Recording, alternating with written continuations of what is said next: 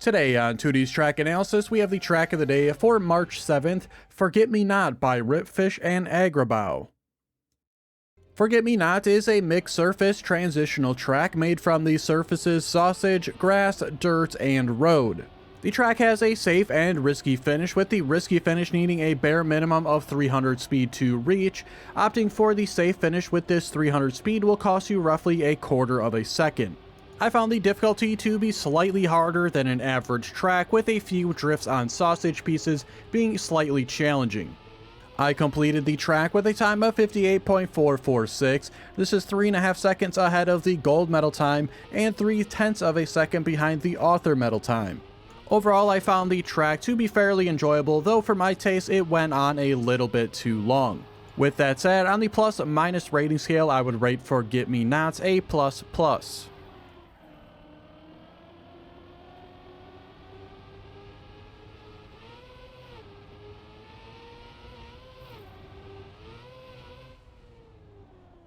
For today's analysis and comparison, we are using the current world record ghost driven by Mimecut. They had a time of 57.026, and this is 1.42 ahead of my personal best. At the very start here, you want to drop down towards the right-hand side, and then slowly make your way over towards the left-hand side.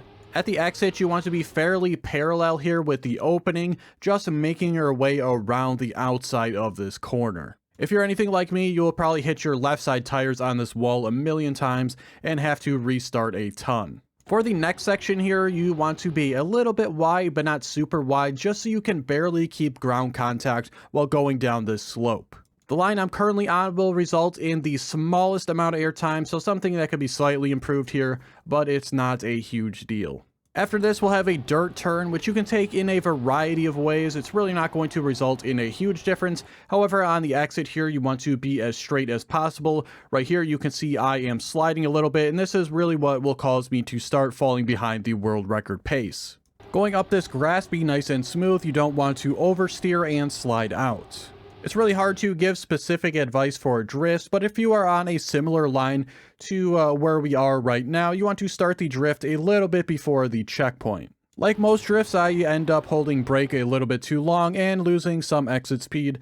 This is one part where I consistently was doing better on subsequent laps, but I just could not get a better lap overall.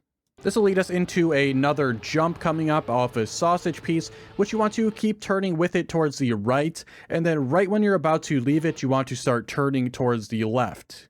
This should result in a fairly low landing, and while going through this turn, you want to almost 100% steer towards the left. This is until you get closer to the sausage, in which you want to start kind of tapping or feathering the left, so you can get a straighter entrance without sliding onto the sausage piece. This turn can be a bit tricky. If you turn too early, you will most definitely hit this wall here to the left, which I almost hit. I can't really get much closer than I got. If you turn too late, however, you will bonk the pole that's to our upper right. This is one of the more important sections of the track to try to keep speed on.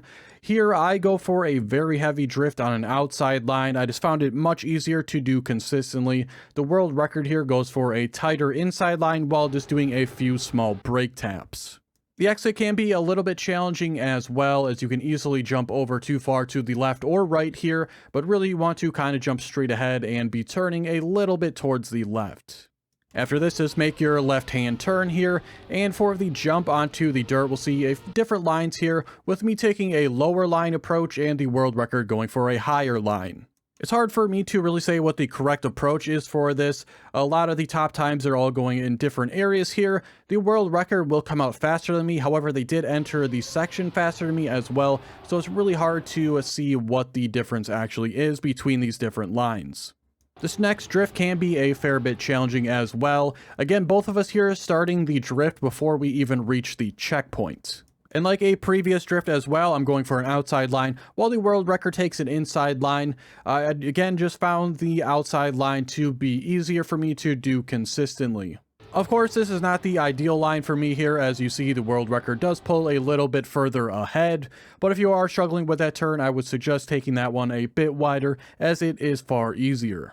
Not a ton to say about the rest of the track as we move towards the end here, but this jump here, the lower the better, but too low, obviously, you will just not be able to make the jump cleanly. And if you're pretty clean up until now, you should be able to easily make the risky finish here. If you do want to go take the safe finish, it doesn't cost a ton of extra time. Like I said earlier, about a quarter of a second.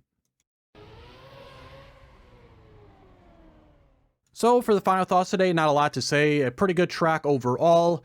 Really, it's been a very nice, I'd say at least a month and a half here of tracks. In the last month and a half or so, on the videos I have made, at least for the track of the days, I think I've only rated 2 of them minuses. So, you know, a pretty good record there.